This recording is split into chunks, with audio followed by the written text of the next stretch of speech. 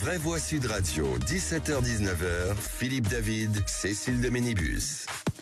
Bonjour à tous, 17h-19h, les vraies voix comme tous les jours, c'est jeudi aujourd'hui, et jeudi, ça sourit avec Philippe David. Bonjour Cécile de Ménibus. Bonjour Philippe David. Ça va?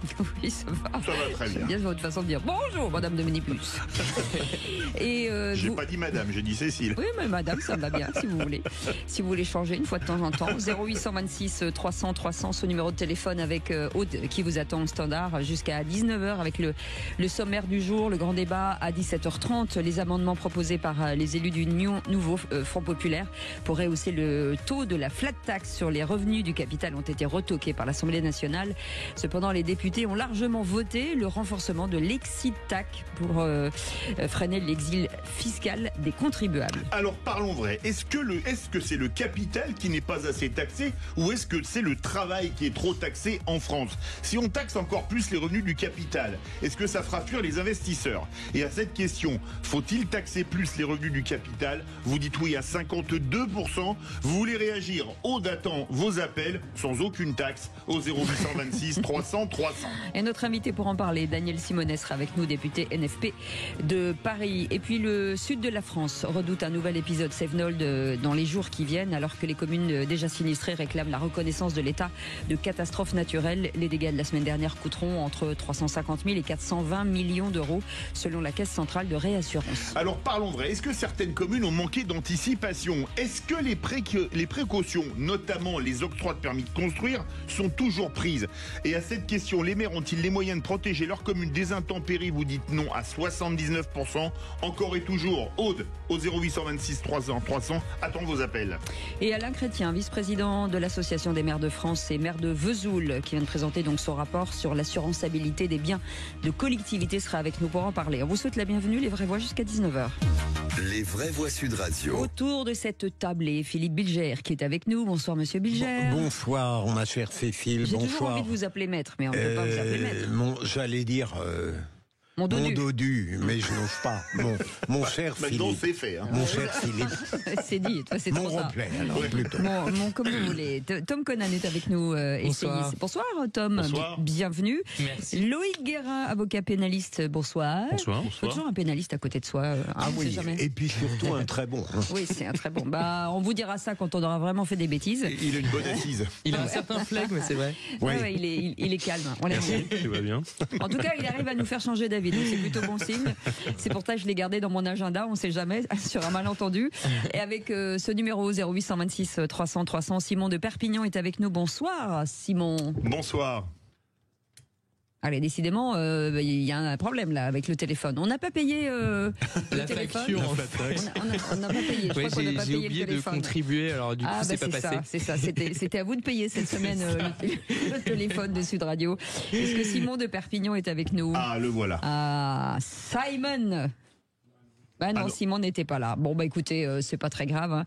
Hein. Simon qui voulait nous parler de Paul Watson et de sa demande de nationalité française. Bah écoutez, c'était aujourd'hui son coup de cœur. Est-ce que Philippe Bilger, est-ce que cette demande vous semble honorable? Elle est honorable, mais je ne suis pas persuadé qu'elle sera admise tout de même. Oui. Là, Emmanuel Macron a d'autres chats à fouetter et en même temps, ce serait assez dans sa nature de faire un petit coup comme ça, mais je ne crois pas tout de même. Vous pensez la même chose, maître? Pour le coup, Moi, oui. j'ai pas d'opinion sur le dossier en question. Ce qui me gêne en revanche, c'est cette habitude qui est prise en France. Alors peut-être qu'elle est plus ancienne que je ne crois, mais qui me semble assez récente du coup du prince. C'est-à-dire qu'on va voir le régnant du moment pour avoir un traitement spécifique sur un dossier spécifique. Et c'est, à mon sens, une très mauvaise habitude qui est prise, parce que d'abord, ça donne une fausse image du fonctionnement qui est souvent malheureusement assez défaillant du reste des institutions. Oui. Et puis c'est un petit peu donner à un élu un pouvoir que finalement il ne devrait pas avoir, de passer outre les règles habituelles de chacun, avec un traitement individualisé évidemment sur chaque dossier. Voilà. Ça me gêne un peu. On a Sur le retrouvé. principe. Attendez, Tom Conan. On a retrouvé Simon. Simon, vous êtes avec nous? Oui, bonsoir. Excusez-moi. Bonsoir. Vous étiez à la cave ou quoi, Simon? Non. Simon, on a déjà commenté avec nos vraies voix, mais Paul Watson qui demande la nationalité française, pour vous c'est une bonne idée? Une très mauvaise idée. Ah, Et pourquoi comme donc? toujours. Disons que les radicaux, là, les écologistes, on en a assez sur le territoire. C'est pas la peine d'aller récupérer des renforts pour les écolos et le NFP, quoi. Donc surtout Alors, pourtant, les baleines, c'est important. C'est pas un écolo C'est pas- radical, c'est lui pas il ça, défend ouais. les baleines. Hein. Il C'est défend pas. juste les baleines. Mais, On vous commence savez- par les baleines et puis après... Ah oui, voilà, on parle des baleines et après on s'occupe des baleineaux et puis d'autres choses. Hein. Donc on connaît la philosophie de ce genre d'écologistes. Bon, en plus, pour quelle raison aurait-il la nationalité française? Il a À pas défaut, au moins l'asile politique, l'accueillir Ouais, en c'est France, différent. pour pas Non. qu'il soit incarcéré au Japon. L'asile autre chose, politique du Canada, je vois pas du tout. Je savais pas que le Canada était quand même un pays. Non, mais le problème, c'est qu'il risque l'extradition vers le Japon, c'est c'est ça. ça, le Et problème, là, ouais. et là, il est pas au Canada, il est au Groenland. Hein. Et la valise diplomatique Oui, mais est prise il- par Carlos Ghosn. Oui, mais s'il doit rendre des comptes, il a à rendre des comptes, un point, c'est tout. Hein. Je vois pas pourquoi on s'opposerait à des autorités qui estiment que ce personnage doit être poursuivi. Donc, c'est pas à nous à protéger un non-ressortissant national, quoi. Tom Conan. Ouais, moi je pense que ce serait au contraire un très beau signe envoyé par les institutions. Non mais honnêtement, c'est pas un sujet qui est si clivant que ça. Il n'y a pas besoin d'être un écologiste radical ou d'être engagé pour supporter ce genre d'initiative. Je pense qu'en effet, il faut savoir aussi s'élever au-dessus justement de ses opinions personnelles. Non mais honnêtement, sur ce type de cas, moi j'avais pas une opinion préconstituée, mais ça me semble être plutôt être un bon signe. Qu'est-ce qui s'y oppose fondamentalement? À part Paul Watson, il une passe morale. beaucoup de temps en France, hein. C'est bien Ouais. de le rappeler aussi. Rien ne s'y oppose, ça ne coûte rien et ça serait un joli symbole envoyé au monde, il me semble. Ça ne coûte rien. Et ça coûte rien. Non mais comme vous le dites, ça ne coûte rien. Mais par contre, la force du symbole, elle, peut avoir de nombreux bénéfices. Bon, je crois qu'on n'a pas réussi. On n'a pas réussi à vous convaincre. Ah non, Pas du tout, parce que quelqu'un qui n'est plus en activité professionnelle, ça va nous coûter quelque chose. Et déjà, premièrement, ça va nous coûter peut-être des problèmes diplomatiques avec le Japon, avec le Canada. Donc, je vois pas où ça nous coûte rien. Allez. Voilà. Alors, après, c'est un argument. Merci beaucoup, Simon de Perpignan. Vous restez avec nous, puisque vous êtes notre vraie voix du jour, avec le réquisitoire du procureur dans quelques instants. De quoi parle-t-on, Philippe? D'un rapport de la Commission européenne sur la justice française. Eh ben, dites donc, c'est pas de la tarte. On en parle dans un instant. Sud Radio. Sud Radio. Parlons vrai. Parlons vrai. Sud Radio. Parlons vrai. Les vraies voix Sud Radio, 17h-19h. Philippe David, Cécile de Ménibus. Retour des vraies voix avec Cécile de Bénibus, Philippe Bilger, Loïc Guérin et Tom Conan. Une émission qui commence sur les chapeaux de roue, on peut Oui, dire. c'est bien, ouais. On a eu des problèmes de son, on a eu tout va bien. Voilà. c'est bien. Et on est encore Et là, on est- tout va bien. Et tenez-nous. On a eu le son. Bon. On vous prie en tout cas de nous excuser de ces petits dérapages, mais voilà, c'est le principe du direct. Allez, dans un instant, les 3 mots dans l'actu, ce sera avec Félix Mathieu. Il est là, Félix Mathieu? Ah Bah oui. oui, vous avez le temps, Félix Toujours Mathieu. Comment présent. ça va, Félix? Bonsoir tout le monde. Oh, Bah, dites super, donc, super. vous attendiez comme ça derrière la porte, trop mignon. Ouais, De quoi oui. parle-t-on dans un instant? On va parler du ton qui monte entre Kamala Harris et Donald Trump, avec Kamala Harris qui qualifie son adversaire de fasciste et rebondit en fait sur les confidences de l'ancien chef de cabinet de Donald Trump. On va parler aussi de cette conférence pour le Liban, 800 millions d'aides humanitaires récoltées. Et puis cette enquête pour le cyberharcèlement de Thomas Joly, vous savez, le directeur artistique de la cérémonie d'ouverture des JO. 7 interpellations, on vient de l'apprendre. On en parle dans un instant. Allez, tout de suite, la voix est au procureur. Les vraies voix Sud Radio, le réquisitoire du procureur, Philippe Et Bilger. vous allez requérir sur le rapport biannuel de la Commission européenne sur la justice, Philippe En Bilger. effet, et je vais être très bref dans la mesure où ce rapport biannuel met en évidence, pour la part que j'ai choisie, 2 défauts de la justice française. L'un qui est purement quantitatif, il n'y aurait pas assez de procureurs, et le second est beaucoup plus sérieux, et je le trouve intéressant dans la mesure où il rejoint mon opinion modeste depuis des années, c'est qu'on a une justice française trop lente, et trop peu efficace. Et donc, trop lente et trop peu efficace, il faut arrêter de rêver sur une définition autorité judiciaire, pouvoir judiciaire. La justice doit être un service public et répondre à l'attente du citoyen. Tom Collin. Et on finira avec la parole à la défense comme d'habitude. Et est-ce que vous rejoignez l'opinion de Didier Migaud, par exemple, sur la question du budget, des moyens? Est-ce que ça vous semble quand même lié à la question de la lenteur et de l'inefficacité éventuelle de la justice? Alors, c'est une excellente question, Tom. Moi, je considère que, bien sûr, personne n'irait protester contre une augmentation des moyens, mais trop longtemps, les magistrats se sont réfugiés derrière l'alibi des moyens pour ne pas faire ce qu'ils devaient faire. Ou trop, on aurait eu des moyens supplémentaires, la catastrophe aurait été la même. Loïc Guérin. Alors c'est d'autant plus intéressant que j'ai comme idée de revenir dessus un peu plus tard dans ma prise de parole, mais oui. Alors j'adore entendre, je bois comme du petit lait, le dernier commentaire en particulier sur le rappel finalement aux valeurs qui devraient normalement être au cœur de la justice et du service judiciaire, c'est le citoyen. Alors je ne dis pas que les juges sont négligents sur le domaine, mais en particulier, et Philippe Bilger me pardonnera, mais le ministère public a trop tendance à s'enfermer dans sa tour d'ivoire. C'est en général le favori, je pourrais m'expliquer plus tard si besoin, mais c'est un peu le favori des différentes couleurs politiques parce que malheureusement il n'y a pas une indépendance du parquet qui est totale. Peu importe ce qu'ils en pensent eux-mêmes ou ce qu'ils en disent, il n'y a pas d'indépendance du parquet réel, il n'y a pas d'autonomie pour plein de raisons que je pourrais développer. Et donc de ce fait, on le chouchoute un petit peu et on lui donne de plus en plus d'importance. Le juge d'instruction est mis au placard, il n'est là que quand c'est indispensable ou obligatoire par le code, et il n'intervient plus dans des dossiers dans lesquels normalement il aurait dû intervenir. Et ça pose toute une série de problèmes de contradictoires, de non-accès à la procédure, de non-respect des droits de la défense, ou même d'ailleurs des victimes, avec cette tour d'ivoire qui se ferme autour du parquet et qui fait que pour le citoyen, même pour le professionnel tel que nous, on n'a plus accès au procureur qui nous toise de haut en nous disant « nous on sait ».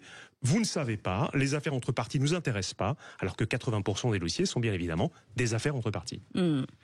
Merci beaucoup Philippe Bilger. Tout de suite, les 3 mots dans l'actu, c'est Félix Mathieu. Les vraies voix Sud Radio. 3 mots dans l'actu qui sont fascistes, conférences et cyberharcèlement. Oui, Donald Trump est un fasciste, répond Kamala Harris, reprenant les accusations de l'ancien chef de cabinet de son adversaire. Le ton monte à une douzaine de jours du scrutin. 800 millions de dollars d'aide humanitaire récoltés à la conférence internationale de Paris sur le Liban, alors que de nouvelles frappes ont détruit 6 immeubles au sud de Beyrouth. Encore la nuit dernière, Israël affirme avoir visé des dépôts d'armes du Hezbollah. Et puis 7 personnes interpellées dans l'enquête sur le cyberharcèlement de Thomas Joly, le directeur artistique de la cérémonie d'ouverture des JO. Les vraies voix Sud Radio. Do you think Donald Trump is a fascist? Yes, I do. Pensez-vous que Donald Trump est un fasciste? Oui, je le pense, répond tout simplement Kamala Harris en interview. La démocrate rebondit sur ces accusations de John Kelly, l'ancien chef de cabinet de son adversaire républicain dans le New York Times. J'ai besoin du genre de généraux qu'avait Hitler, lui aurait confié Donald Trump un jour, à l'époque où il était en fonction à la Maison-Blanche. Alors avec des sondages serrés comme jamais, Kamala Harris présente l'enjeu du 5 novembre comme celui de la démocratie contre la tentation autoritaire incarnée par Donald Trump. Donald Trump is increasingly unhinged and unstable. Donald Trump est de plus en plus dérangé et instable. Lors d'un second mandat, des personnes comme John Kelly ne seraient pas là pour servir de garde-fou. Nous savons ce que veut Donald Trump. Il veut le pouvoir absolu. Dans 13 jours, la question sera de savoir ce que veut le peuple américain. It is deeply troubling and incredibly dangerous. Il est profondément troublant et incroyablement dangereux que Donald Trump invoque Adolf Hitler, l'homme qui est responsable de la mort de 6 millions de Juifs et de centaines de milliers d'Américains. Alors, de son côté, Donald Trump vient, lui, de qualifier Kamala Harris de personnage à faible QI. C'était lors d'un meeting à Atlanta. Pour le coup, ça paraîtrait presque poli, à côté des insultes d'il y a quelques jours. Vous savez, vous vous souvenez peut-être quand il avait qualifié Kamala Harris de vice-présidente de MERDE. En tout cas, les deux camps concentrent toutes leurs dernières forces sur les 7 swing states, ces États indécis et stratégiques en grands électeurs: Géorgie, Arizona, Nevada, Pennsylvanie, Caroline du Nord, Michigan et Wisconsin. Et la bataille continue entre les deux candidats. Et c'est tout de même invraisemblable, parce que lorsqu'on voit la définition que donne le Kelly au terme de fasciste, c'est absurde. Il comptait, lorsqu'on est autoritaire, on est fasciste. C'est absurde. Après, Kamala Harris a peut-être pas tort. Néanmoins, je pense pas du tout que ça va se jouer sur ces questions-là. Les questions morales, à mon avis, sont assez secondaires. D'ailleurs, en France aussi, on en parle parfois beaucoup parce que ça fait du buzz. Mais à mon avis, il y avait un reportage hier à la télévision sur les relégués un peu de la croissance américaine. Et je pense que c'est beaucoup plus sur ces questions de l'emploi, de la pauvreté, des inégalités que ça va se jouer. Et là, à mon avis, Kamala Harris a une vraie carte à jouer. Ben, c'est le contraire, à mon avis. Enfin, c'est trop long. que Trump. Ce qui moi me terrifie en revanche, c'est quand on voit la dégradation. Alors on se plaint en France, à juste titre d'ailleurs, de la dégradation du niveau de nos politiques ou de nos élus. Là, une fois encore, on est sur la voie de l'américanisation. Heureusement qu'on a encore un peu de marge. On a fait un débat là-dessus il y a 3 jours. La politique américaine de plus en plus trash. Moi, j'ai pas souvenir d'avoir entendu, et Trump est objectivement particulièrement à blâmer là-dessus, mais il utilise des termes qu'en France, on pourrait considérer comme pénalement poursuivables. Absolument. Et ce qui est inquiétant, c'est de voir qu'une démocratie comme les États-Unis, dont on aura besoin en Europe dans les années qui vont venir, on en a besoin en particulier en Ukraine, est à ce point-là déchiré entre deux camps qui s'invectivent de cette manière-là, quoi. Allez, le deuxième mot, conférence, avec ces 800 millions de dollars d'aide humanitaire récoltés pour le Liban à Paris. 800 millions et même plus d'1 milliard de dollars en comptant aussi l'aide à l'armée libanaise, vient d'indiquer le ministre des Affaires étrangères Jean-Noël Barrot lors de cette conférence internationale pour le Liban, bien au-delà donc des 500 millions espérés. Mesdames et messieurs les ministres, mesdames et messieurs, au total, nous avons rassemblé collectivement 800 millions de dollars d'aide humanitaire et 200 millions de dollars pour les forces de sécurité, soit presque 1 milliard, soit même plus d'1 milliard, me dit-on, avec les dernières contributions. Nous sommes donc à la hauteur de l'enjeu. Je voulais vous en remercier et je voulais vous en féliciter. Appel à l'aide humanitaire lancé par les Nations Unies. Sur ce milliard de dollars, la France annonce 100 millions par la voix d'Emmanuel Macron. Dans l'immédiat, c'est une aide massive qu'il faut apporter à la population libanaise, qu'il s'agisse des centaines de milliers de personnes déplacées par la guerre ou des communautés qui les accueillent. La guerre doit cesser au plus vite. Il faut un cessez-le-feu au Liban. Plus de dégâts, plus de victimes, plus de frappes ne permettront ni d'en finir du terrorisme, ni d'assurer la sécurité de tous. En tout cas, le sud de Beyrouth a été frappé à 17 reprises encore la nuit dernière. 6 immeubles détruits. Israël dit avoir visé des dépôts d'armes du Hezbollah. Un mot ou on passe au troisième mot, comme vous voulez. Troisième mot. Il s'était intéressé au Liban, il l'avait un peu oublié, il y revient, le président. Non mais c'est un geste qui est très fort. Ça fait quand même 1/8, si je compte bien, de l'aide qui est versée uniquement par la France. Donc voilà, c'est quand même une somme colossale. C'est un geste extrêmement fort pour la suite des événements dans la région.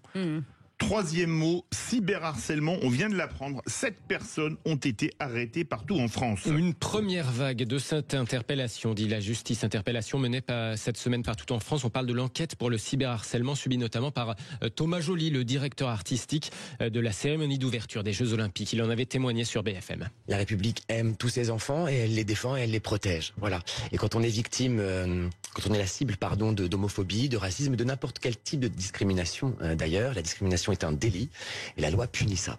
Donc on s'en protège.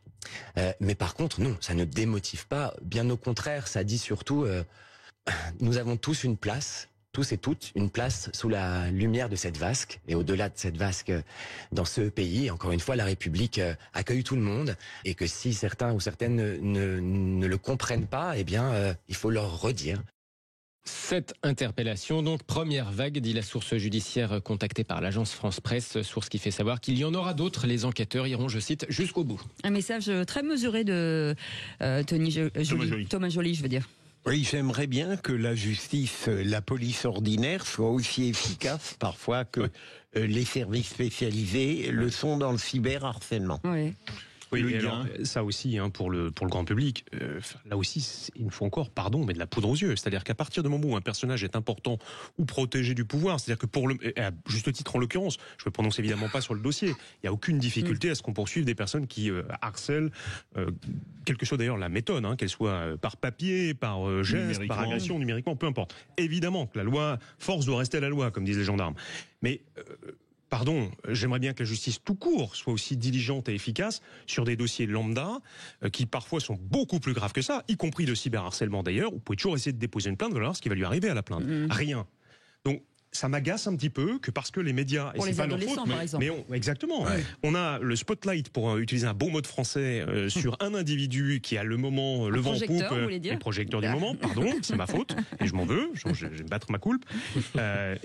Et là, on a l'impression qu'on a des moyens démesurés. C'est un écran de fumée. La réalité, c'est que la justice ne bouge pas dans 99% des cas. C'est très possible ce que vous dites. Après, voilà, il a été quand même très exposé médiatiquement. Enfin, on va dire, il y a quand même des milliards, enfin, en tout cas, plusieurs centaines de millions de personnes qui ont regardé ce qu'il a fait, pas tout seul, mais évidemment avec toute l'équipe pour les Jeux Olympiques et Paralympiques, avec plusieurs cérémonies d'ouverture, de clôture, enfin, voilà, qu'on a tous suivi.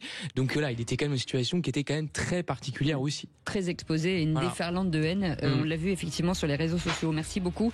Félix Mathieu, dans un instant, le grand débat du jour avec ce retour sur l'échec du nouveau Front populaire à l'Assemblée nationale dans sa tentative de surtaxer les revenus du capital. La question se pose, faut-il augmenter cette taxe pour mieux répartir l'effort fiscal? Parlons vrai, est-ce que c'est le capital qui n'est pas assez taxé ou le travail qui est trop taxé en France? Si on taxe encore plus les revenus du capital, est-ce que ça fera fuir les investisseurs? Et à cette question, faut-il plus taxer les revenus du capital? Vous dites oui à 53% sur Twitter. Vous voulez réagir? Aude attend vos appels au 0826 300 300, 5 centimes d'euros, TTC. Daniel Simonet est avec nous, député NFP de Paris. Madame la députée, merci d'avoir accepté notre invitation. Est-ce que la flat tax non retoquée, c'est un camouflet pour les NFP? Écoutez, ce qu'on remarque, c'est qu'en commission, on a réussi à gagner beaucoup de batailles qui permettaient de taxer beaucoup plus à la fois les hauts revenus, à la fois les revenus du capital. Et c'est plus dur en séance. C'est plus dur en séance parce qu'il y a notamment le Rassemblement national qui ne se comporte pas de la même manière.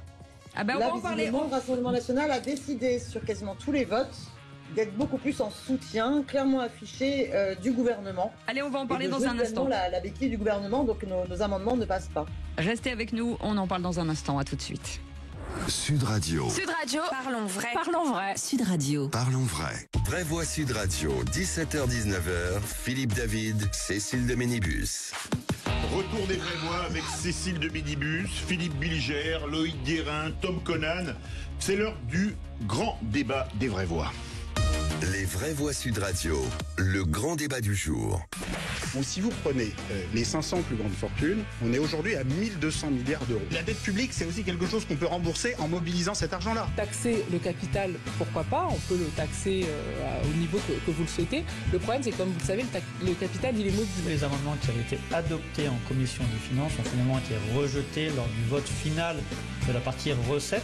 Quand vous êtes sur 1200 milliards d'euros, simplement pour les 500 plus grandes fortunes, vous mettez juste un taux de 2 ou 3% par an, vous avez 20-30 milliards. Alors, exit sur l'augmentation de la flat tax à 33%, exit sur l'augmentation de la taxation des cessions de titres de holding, sur la taxe sur les multinationales, sur les super profits.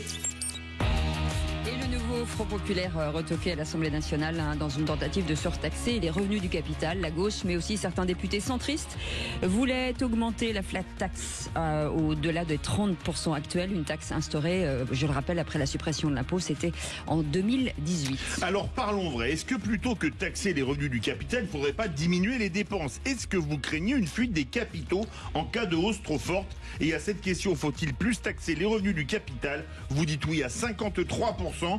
Vous voulez réagir au délai les vraies voix. Attendre vos appels au 0826 300 300. Et notre invité Daniel Simonet est avec nous, député NFP de Paris. Madame la députée, bonjour. Pardon, au moins je vous fais rire, c'est plutôt bon signe, ça démarre bien.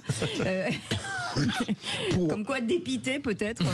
Il y a un truc à dire. Philippe Bilger, pardon.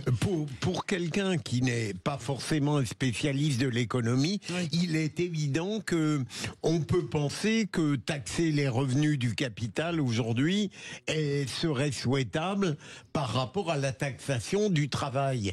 Comme je n'ai aucune raison de douter de la compétence économique de la gauche ou même de l'extrême gauche, je serais curieux de connaître la réponse qu'elles peuvent faire à l'argument que vous développez dans l'interrogation. Si on surtaxe les revenus du capital, est-ce qu'il n'y aura pas une fuite des investisseurs? Je serais curieux de connaître la réponse sur ce plan tout à l'heure de Madame la députée. Tom Conan. Voilà, oui, effectivement, ça a été dit tout à l'heure dans l'introduction, mais le côté vicieux, sournois vraiment du capital, il faut quand même le rappeler, c'est effectivement sa mobilité. Alors qu'un travailleur pour l'écrasante majorité d'entre eux, en tout cas, ils peuvent pas du jour au lendemain se dire tiens, je pars en Pologne, aux États-Unis, à Miami pour changer de boulot. C'est pas aussi simple que ça. On a des attaches familiales, etc. Donc en fait, c'est la réalité humaine, sociale, en fait, de l'activité économique qui justifie cette différence. Mais en effet, quand on regarde objectivement les revenus du travail et du capital, avec les prélèvements sociaux en particulier, c'est pas uniquement les impôts stricto sensu, le travail est beaucoup plus taxé, en comprenant effectivement l'ensemble des prélèvements. C'est anormal. Donc il faut rétablir une équité, mais effectivement avec ce risque, en effet, d'une mobilité, de personnes qui vont pouvoir aller mettre leur argent ailleurs. Loïc Guérin. Il y aurait beaucoup à en dire. Je vais essayer d'être synthétique sur les quelques points qui m'interpellent. Parler de la flat tax sur les dividendes, il faut déjà rappeler que les dividendes ne sont pas automatiquement versés. Si on taxe trop, les entreprises versent moins de dividendes. Qui perçoit les dividendes? Les actionnaires ne sont pas tous des milliardaires défiscalisés en Belgique ou en Suisse. Ce sont aussi, l'essentiel d'ailleurs, c'est la population, ce sont des institutions qui derrière permettent d'aider, de compléter une retraite, de compléter un avoir. Donc on touche aux économies de tous et de toutes. Ça, c'est une première chose. Ensuite, la loi de 2018 avait été plutôt efficace, d'après ce que j'ai cru comprendre. On avait réussi à percevoir plus en taxant moins. C'est aussi une des règles. Quand on veut trop taxer, on tue l'activité et on perçoit moins. C'est la vieille histoire de la poule aux œufs d'or. Si vous tuez la poule, vous n'avez plus d'œufs. Ça s'appelle la courbe de l'affaire, même. Ouais. Exactement. Je voulais pas la citer, mais bravo. Daniel Simonet est avec nous. Alors que si on reprend les chiffres de Jean-Paul Mattei, élu Modem, il dit que en augmentant de 30 à 33%, ça n'est que 1,5 milliard d'euros. Est-ce que c'était vraiment nécessaire ? Alors, excusez-moi, parce que c'est compliqué maintenant. Je vous entends en écho, parce que je suis obligée d'avoir le téléphone pour le direct. Donc, je ne suis pas sûre d'avoir tout entendu. Ce qu'il faut comprendre, c'est que, oui, en ce moment, ce qui coûte cher, c'est la rétribution bien plus que le coût du travail. La France a été vraiment le pays champion de toute l'Union européenne en distribution des dividendes. Il faut se rendre compte que c'est la France qui distribue bien plus de dividendes, 68,7 millions de dollars l'an dernier, par rapport à l'Allemagne, par exemple, qui en est qu'à 56,8 millions. Et pour autant, ceux qui investissent le plus, c'est pas tant les actionnaires, tel qu'on pourrait le croire, mais c'est plus, par exemple, les collectivités qui investissent et qui permettent aussi d'avoir une pensée sur le temps long de la réindustrialisation, du soutien aux transitions écologiques, énergétiques. Quand à un moment donné, les actionnaires ont besoin d'un rendement beaucoup plus sur le court terme. Donc, quand on voit que les plus riches se sont très fortement enrichis et que finalement toute la politique, à la fois de défiscalisation des plus riches et des actionnaires qui a été menée, a conduit finalement à un enrichissement de nos milliardaires, eh bien oui, il va falloir faire une politique inverse. Surtout que là, ce qui se passe, c'est que on est depuis 2017 sur des cadeaux faits aux riches, aux grandes entreprises, de plus de 60 milliards d'euros. Résultat, on a une dette historique.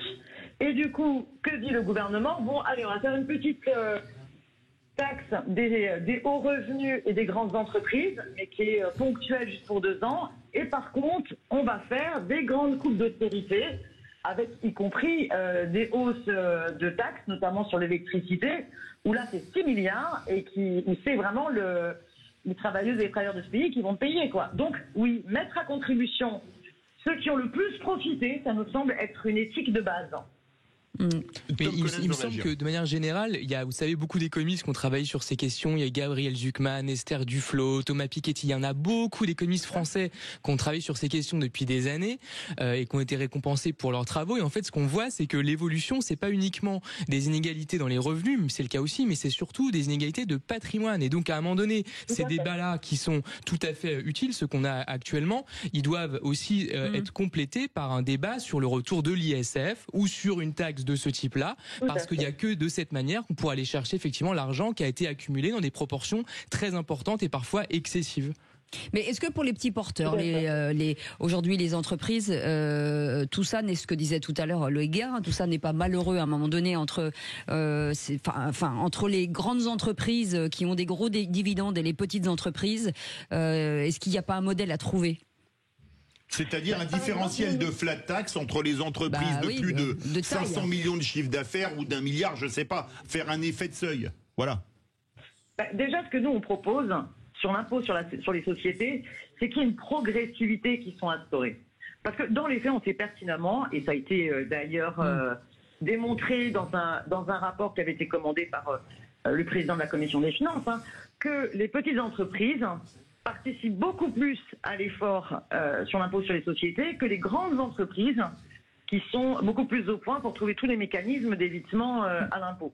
Donc déjà, nous, on propose dans l'impôt sur les sociétés une progressivité dans le même esprit que celle qui existe à l'impôt sur le revenu, sachant que même sur l'impôt sur le revenu, on souhaite améliorer cette progressivité. C'est pas normal qu'il y ait 5 tranches, alors qu'on voit que la disparité des revenus, si on fait 14 tranches, ça permettrait de mettre à contribution bien plus différemment les hauts revenus et pas faire payer très cher à ceux qui sont vraiment près d'un seuil, quoi.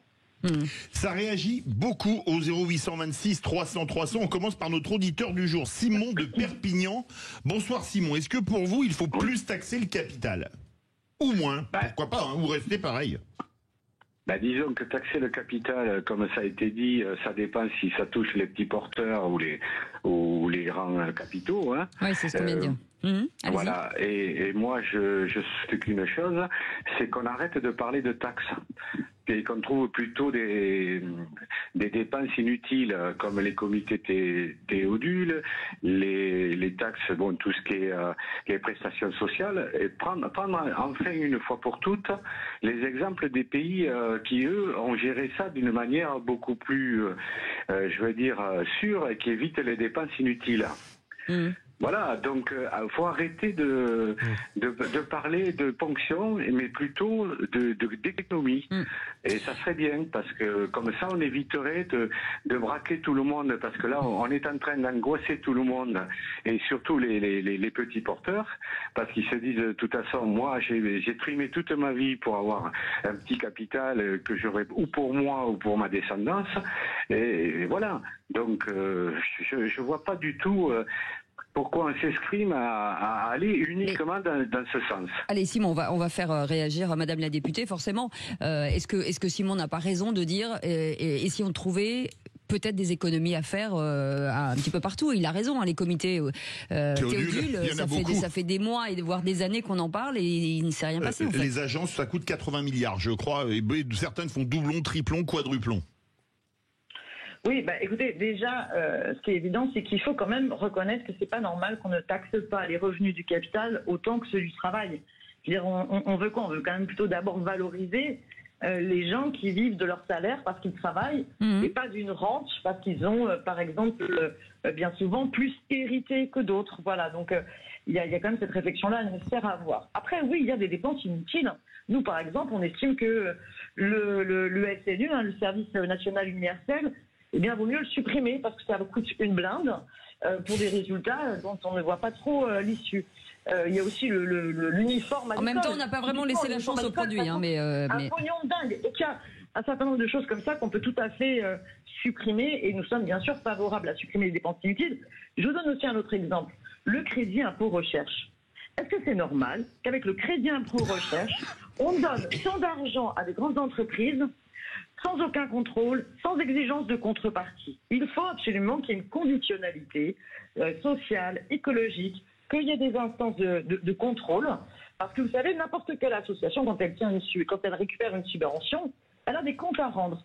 Pourquoi est-ce que les grandes entreprises n'en ont pas? Vous imaginez une entreprise comme ça, on leur a donné énormément d'argent en crédit impôt recherche, ils ont licencié leurs chercheurs, ils délocalisent, mais qu'est-ce que c'est que cette histoire?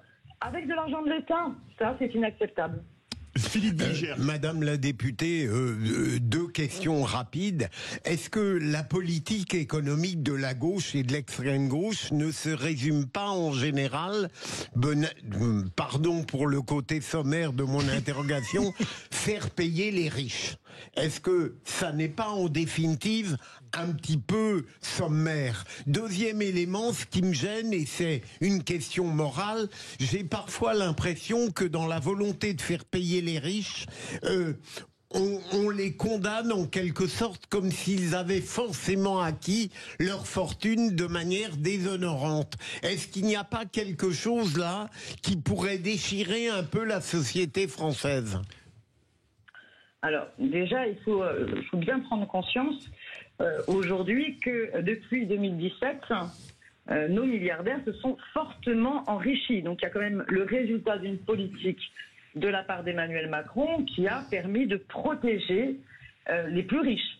Qu'on est par ailleurs dans une situation d'aggravation des inégalités sociales, quand vous savez qu'il y a par exemple 2000 enfants qui dorment à la rue parce qu'on a une crise de l'hébergement d'urgence et qu'il y a encore 55 millions d'euros qui sont sucrés dans le prochain budget, donc on est en train de débattre sur la question de l'hébergement d'urgence, que vous avez des files d'attente qui sont plus conséquentes que jamais historiquement en France d'aide alimentaire de la part des étudiants. Enfin, on a une précarité qui augmente dans ce pays. Et si vous avez à la fois des riches qui se sont enrichis d'un côté et des urgences sociales terribles de l'autre, vous préférez quoi? Protéger les intérêts des riches ou mettre à contribution pour organiser une certaine redistribution des richesses pour permettre de répondre aux besoins essentiels que chacun ait en soi, qu'il ait à manger suffisamment, qu'on ne meure pas du froid cet hiver ni du chaud cet été. Enfin, voilà, des choses quand même élémentaires. Bon, c'est pas sur le même positionnement, mais bon. Un minimum des conditions de besoins satisfaits pour pouvoir essayer de construire leur bonheur. C'est de base. Ouais. Donc, oui, il faut contribuer à la redistribution des richesses. Si une politique a servi les plus riches, eh bien, il faut en changer pour permettre de redistribuer les richesses accumulées. On traverse le golfe du Lion, direction Marseille, après Perpignan. Bonsoir Franck. Bonsoir monsieur. Eh bien écoutez, on vous écoute dans les vraies voix de Sud Radio. Pour vous, est-ce qu'il faut plus taxer le capital? Alors, je suis chef d'entreprise, je suis tout à fait consterné par le discours qui est tenu par madame le député. Ce qu'il faut considérer quand même en France, c'est que l'État ne gère pas les deniers correctement des Français. Et malheureusement, au bout du bout, lorsqu'on constate des déficits ou des dérives de déficit, on impose et on va chercher des taxes et des impôts. Je partage ce qu'a indiqué mon prédécesseur de Perpignan. Je crois qu'il faut surtout faire en sorte qu'un gouvernement renverse la table pour arriver à faire des économies au budget de l'État et en considérant notamment qu'il faut que les Français travaillent plus, dans la mesure où 50% du déficit budgétaire est explicable par l'importance, je dirais, des pensions qui sont versées chaque année à des retraités. Et donc il est important de travailler plus. Et je trouve que le réflexe qui consiste à considérer que ce sont les riches qui doivent payer, c'est inadmissible. Ayons beaucoup de riches en France, ayons beaucoup de M. Arnaud, beaucoup de M. Saadé, beaucoup de M. Xavier Niel qui sont des milliardaires qui ont fait rayonner la France et qui gagnent beaucoup d'argent, tant mieux. Et je trouve que c'est à l'État de baisser son train de vie de façon à pouvoir équilibrer correctement, je dirais, la demande qui est faite aux uns et aux autres. Moi, je trouve que les droits de succession en France, en tant que chef d'entreprise, sont inadmissibles. Et je trouve que malheureusement, le discours de la gauche est assez consternant en la matière. Allez, une réponse de Madame Simonet, Madame la députée. Faut pas tout mélanger. Hein. Je veux dire, les pensions des retraités, c'est pas du tout les mêmes comptes que les comptes de l'État. Voilà. On est dans le cadre de la protection sociale et du social. Sauf pour les fonctionnaires. Et là, le gouvernement veut retarder la revalorisation des pensions de retraite, alors que ce devrait être une priorité pour beaucoup. Ce qu'il en est, par contre, des droits de succession, eh bien écoutez, nous, ce que l'on pense, c'est qu'il faut absolument taxer plus les successions dorées, c'est-à-dire des très hauts patrimoines. Plus de 18 milliards d'euros pourraient être économisés aujourd'hui, sachant que la plupart des gens, en fait, héritent et ont une succession inférieure à 100 000 euros et qui peut tout à fait ne pas être taxée. Voilà, donc je pense qu'il faut bien comprendre qu'aujourd'hui, ce sont les très grandes entreprises du CAC 40 qui ont beaucoup profité de la politique de ce gouvernement, quand les petites entreprises, les petites sociétés ont payé plein taux, et ça, c'est pas normal. Et aujourd'hui, au lieu d'aller chercher cet argent justement accumulé par les grandes entreprises, par les plus riches, ce gouvernement cherche à faire payer l'ensemble du peuple, que ce soit par les 6 milliards qu'il va prendre sur la taxe de l'électricité que tout le monde va payer, que ce soit sur le report de la révalorisation des pensions dans le débat sur la sécurité sociale, que ce soit sur l'aggravation de la casse des services publics qu'il prévoit dans ce budget de loi de finances. Et ça, c'est pas acceptable. En tout cas, on a bien compris qu'il y avait deux méthodes différentes. À vous de choisir la vôtre. Merci beaucoup, Daniel Simonet, d'avoir été avec nous, député NFP de Paris. Merci à nos auditeurs, Franck de Marseille et Simon, que nous gardons avec nous pour le qui c'est qui l'a dit dans un instant. Et on verra qui sera le grand gagnant. On fait une petite pause, on revient dans un instant. Sud Radio, votre attention est notre plus belle récompense. Merci de nous écouter sur Sud Radio. Non, c'est normal, parce que vous êtes une radio sympa, diversifiée et tout, donc c'est très bien. Sud Radio, parlons vrai. Ça, c'est Vraie Voix Sud Radio, 17h-19h, Philippe David, Cécile de Ménibus. Bienvenue dans ce moment de grâce absolue du Kissikiki, il a dit. J'ai même du mal à le dire tellement c'est dingue. Qui a inventé ce mot, Philippe David? Je crois que c'est vous. Oui, je crois que c'est moi. Ouais. Je vais pas prendre le... Oui, c'est moi. Le qui c'est qui Est-ce qu'il est dans le Larousse? Important. Non, mais ça va venir. Ouais, ça va venir. Encore une bonne dizaine d'années. Même dans l'encyclopédia Universalis, on n'en doute pas. Bah, bien entendu. Avec Simon qui est avec nous. Ça va, Simon? Oui, ça va. Merci. Simon, la tradition veut que on fait Qui c'est qui l'a dit? Voilà. Les Vraies Voix Sud Radio, le quiz de l'actu. Et le qui c'est qui l'a dit qui vaut 2 points lors de la conférence sur le Liban. Je ne suis pas sûr qu'on défende une civilisation en semant soi-même la barbarie. Simon. Emmanuel Macron. Bonne réponse de Simon. Comment il dit ça, Simon? Genre Emmanuel Macron. Bravo. Voilà. 2 points. Qui c'est qui l'a dit toujours à 2 points? On n'est pas sectaire. S'il y a des bonnes choses qui viennent du côté de la droite, on les reprend. Simon. Non. Non. Non. Fort. Non. Mélenchon. Non. Non, mais c'est le même parti. Que Mélenchon, pas bon part. Non, même parti que Mélenchon. Que Mélenchon. Léon. Non. Non, c'était Éric Coquerel, on est en plein budget. Oui, mais Cécile nous a pas fait le coq. Bah non. Elle fait très bien le coq. Allez, question qui c'est qui l'a dit? 3 points. Non, c'était à vous, non? Non, c'est à vous. C'est à moi, d'accord. Nicolas Bedos est un prédateur sexuel. Simon, c'est une femme politique retirée de la politique sans l'être totalement. Oui, omniprésente, omnisciente et omnipotente. Attendez, Simon? Casté. Non.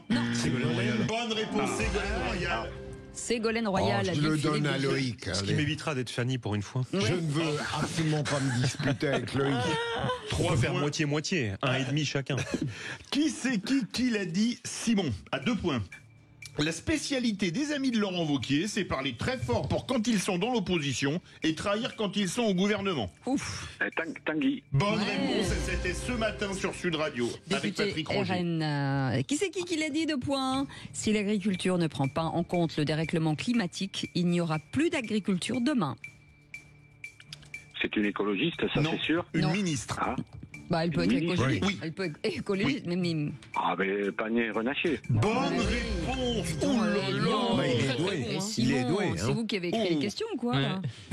Qui c'est qui l'a dit à 1 point, Simon? Beaucoup de gens veulent nous faire croire qu'on ne peut pas changer les règles.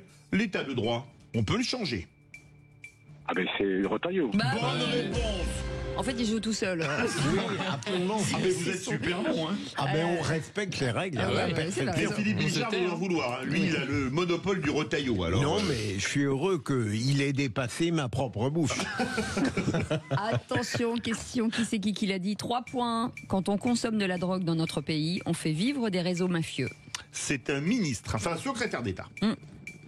Ah ben c'est le secrétaire d'État, comment il s'appelle, d'origine turque, là, j'ai plus son nom. Oh là là. Il fait quoi? Il s'occupe de quoi? Il est secrétaire d'État auprès du ministre de l'Intérieur, mais... Oui, c'est... mais il n'est pas d'origine turque, Oman Rasmou, je crois qu'il est d'origine marocaine, il me semble. Bon, 2 points. Non, il est turc. Hein. Ah bon, écoutez, 3 points. Oh là là, vous êtes... Mais pour qui? Pour Simon. Il a dit.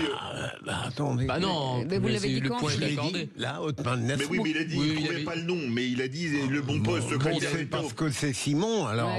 Il a donné tous les éléments. On peut partager, hein. Qui c'est qui a gagné? C'est à vous. Non, c'est fini. Non, écoutez, c'est Simon largement, avec 10 points. Philippe Bilger et Fanny. Ouais. Un jour où il y a eu du Retailleau. Ah bah dis donc. Loïc Guérin 3 points et un autre Fanny qui s'appelle Tom Conan. Et c'est rare, hein. Ah bah. Mais alors là, Simon, vous êtes fort, hein. Bravo Simon. Bravo. Merci d'avoir joué avec nous. On vous embrasse et puis vous revenez quand vous voulez. Vous êtes un peu chez vous ici, comme chacun de vous. Hein, 0826 300 300. Vous savez que vous pouvez réagir quand vous le voulez et on vous attend bien entendu au standard dans un instant. Le journal, la météo et le coup de gueule de Philippe David. quoi parle-t-on? De sexualité, mais pas de la mienne. Ah merde, ça va être sympa. Sud Radio. Sud Radio. Parlons vrai. Parlons vrai. Sud Radio. Parlons vrai. Les vraies voix Sud Radio, 17h-19h, Philippe David, Cécile de Ménibus. Et encore une heure avec ces troublions du jour, avec Philippe Bilger, avec Loïc Guérin, avec Tom Conan et vous au 0826 300 300 avec Aude qui vous attend, bien entendu, avec Philippe David. On est ravis de vous accueillir tous les jours et puis vous nous laissez des messages très nombreux, de plus en plus nombreux sur notre répondeur à ce même numéro et on les écoute tous les jours. Marie-Claire de Bergerac, je trouve scandaleux la position de Françoise Debois, là, tout de suite, parce que la gauche, elle devait voter. Il faut penser aux Français et pas à la politique politicienne. Les Français en ont marre, ils vont plus voter aux prochaines élections. Il y aura un taux d'abstention record et ça, moi, je vous le garantis. Si le RN vote une loi qui va pour les Français, pour la retraite, la gauche doit la voter. On n'en a rien à faire de savoir, je ne vais pas voter ça parce que c'est le RN qui a déclaré ça. C'est complètement de la gaminerie, des enfantillages. On se croirait à la maternelle. Merci. Merci Marie-Claire de Bergerac. Françoise a très bien expliqué hier la stratégie de la gauche, mais on a pu penser que finalement, dans la mesure où l'objectif était le même, eh bien, en effet, on pouvait voter ce que proposait le Rassemblement national. Et c'est ce que dit notre auditrice. Et l'inverse est possible, bien entendu. Ouais. C'est une question de long terme ou de court terme. Effectivement, à court terme, ça peut se justifier. À long terme, dans la perspective des présidentielles qui arrivent dans pas si longtemps que ça, c'est pas forcément intéressant d'avoir ce genre d'attitude. Donc voilà, c'est une question de court-termisme ou de vision plus long terme pour la gauche et le rôle qu'elle peut avoir en France plus tard. Loïc Guérin. Moi je trouve ça déprimant que des partis politiques votent non pas au regard du texte qui est proposé, mais de leur positionnement qui effectivement rappelle un peu la cour de récréation, avec des persona non grata. Quand on voit le comportement de l'extrême gauche en France, pardon, mais les outrances sont malheureusement assez marquées dans le camp à gauche, donc je trouve qu'il n'y a pas de leçon de morale à donner. Si le texte est bon, qu'il doit être soutenu, soutenons. Ou pas d'ailleurs, mais pour des raisons idéologiques propres. Et que ce soit un texte RN, Modem, on s'en fiche, ou ce que vous voulez. On s'en fiche complètement. Allez, on fait une petite halte, hein? Une halte pipi, non? Non, quelque chose? Non, non. Moi, ça va, j'ai pas envie. Non. Bah, vous irez quand même. D'accord. Voilà. Parce qu'il vous reste une heure d'émission. Dans un instant, le coup de gueule de Philippe David. On parle de quoi, David? On va parler sexualité. Mais dans un angle pas comme chez Brigitte Lahaie, quoi. Ah, d'accord. Hop. Bon, bah on sera là quand même. Vous avez l'air déçu. Non, mais on sera là quand même. Allez, à tout de suite. Sud Radio. Sud Radio. Parlons vrai. Parlons vrai. Sud Radio. Parlons vrai. Les vraies voix Sud Radio, 17h-19h, Philippe David, Cécile de Ménibus.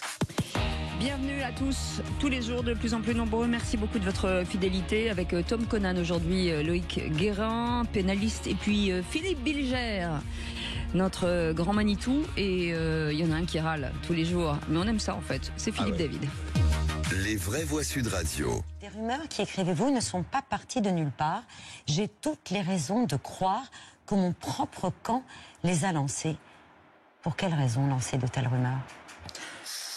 Alors, je l'explique dans le livre. Je pense que, comme une femme première ministre, c'est quelque chose d'atypique. On se dit qu'on peut pimenter un peu plus le personnage. Elle pourrait en plus être homosexuelle. Et vous rentrez dans une situation absurde où, heureusement, à l'époque actuelle, si j'avais été homosexuel, j'aurais tout simplement dit que j'étais homosexuel. Comme d'habitude, je vais remettre le clocher au milieu du village après avoir entendu les propos qu'Elisabeth Borne a tenus hier soir dans l'émission « C'est à vous », vous venez de les entendre. Si j'avais été homosexuel, j'aurais tout simplement dit que j'étais homosexuel. Dont acte, Madame la Première ministre, mais comme nombre de nos concitoyens, je n'en peux plus que la vie sexuelle des hommes et des femmes politiques soit devenue un sujet politique, voire même un argument de campagne. Comme nombre de nos compatriotes, je me fiche de savoir si Monsieur X est hétérosexuel ou bisexuel, ou Madame Y homosexuelle. Ce qui m'importe, c'est son amour de la France, du peuple français, de la culture française et bien évidemment sa compétence. Il est horripilant de voir également que l'orientation sexuelle peut devenir un argument. La preuve par Lucie Castet qui, alors que sa nomination à Matignon faisait long feu, a cru bon d'annoncer qu'elle était en couple avec une femme et avait un enfant. Une information confirmée par la sénatrice écologiste Mélanie Vogel qui a cru bon au mois d'août dernier de poster une photo sur Twitter d'elle, de Lucie Castet et d'une autre femme, ornée de ce commentaire: et bravo les lesbiennes. On me rétorquera que c'était peut-être une façon d'annoncer les choses avant qu'elles sortent, mais pourquoi de telles infos sortent-elles? Sont-elles vitales pour le pays et pour les électeurs? Pour nombre de nos compatriotes, le dévoilement de l'orientation sexuelle des responsables politiques n'a strictement aucun intérêt. Un tel est homosexuel, très bien. Un tel ou une telle est un mari ou une femme fidèle, très bien. Un tel ou une telle a une vie totalement libérée et pratique la sexualité de groupe, très bien, à condition bien évidemment que ça ne se passe qu'entre adultes consentants. Je rappelle que la vie privée relève du privé et de l'intime et que cette exhibition permanente de la vie privée n'a strictement aucun intérêt pour la France et pour les Français. Je vais provoquer un petit peu. Je pense que depuis Nicolas Sarkozy, comment dirais-je, il y a 1000 manières d'être hétérosexuel, il y a 1000 manières d'être homosexuel, et je pense que parfois, ça peut avoir une légère incidence sur la manière dont on pratique la politique. Mais je pourrais le développer en détail, mais je veux pas prendre le temps de parole de Tom qui se surgit va être intarissable. Non, mais moi j'ai rien de particulier à ajouter, mais effectivement je pense que la sexualité c'est quand même politique d'une façon ou d'une autre. Après on n'est pas obligé d'en parler, ça je suis bien d'accord, hein, tout à fait d'accord avec ça. Néanmoins le fait d'être hétérosexuel, homosexuel, le fait d'habiter en couple, pas en couple, être célibataire, ce que vous voulez, évidemment on s'en fout en soi, mais si on le met en avant, ça veut aussi dire quelque chose politiquement. Ça que je veux dire. Et donc de ce point de vue-là, je pense que c'est intéressant parce qu'on ne vote pas uniquement pour des programmes, pour des techniciens, pour des experts, on vote pour des personnes qui incarnent quelque chose et on aime bien qu'il y ait un peu une histoire autour de ces personnes pour qu'on puisse les saisir, les comprendre et les aimer. Et est-ce que le fait, je vais laisser la parole à Loïc, mais le fait de dire qu'en couple ou pas en couple ou homosexuel ou hétérosexuel, c'est pas du tout la même chose. Généralement, on demande à quelqu'un d'être en couple parce que les astronautes, par exemple, sont en couple, parce qu'on le dit qu'en couple, on est plus stable que célibataire. C'est vrai. Mais ça n'a rien à voir avec la sexualité. Ah oui, je suis bien d'accord. On peut être en couple homosexuel et hétéro. Tout à fait. Après, c'est vrai que comme il y a quand même beaucoup de gens qui sont restés, comme on dit, dans le placard pendant des années, aujourd'hui, malgré tout, même si c'est devenu beaucoup plus courant, effectivement, je pense que c'est toujours assez important pour des personnes qui sont homosexuelles de le dire lorsque c'est le cas. Je pense qu'il y a aussi ça quand même. Il y a encore 20 ans ou 30 ans, c'était inacceptable, c'était inconcevable de pouvoir l'assumer. Je crois que c'est Bertrand Delanoë qui a été le premier dans l'histoire politique française, il me semble, à l'assumer. Voilà, c'est quand même quelque chose de très récent. La Barrère, le maire de Pau. Mais donc c'est quand même des phénomènes récents. Mais Loïc. Moi, je suis également un peu gêné pour être franc.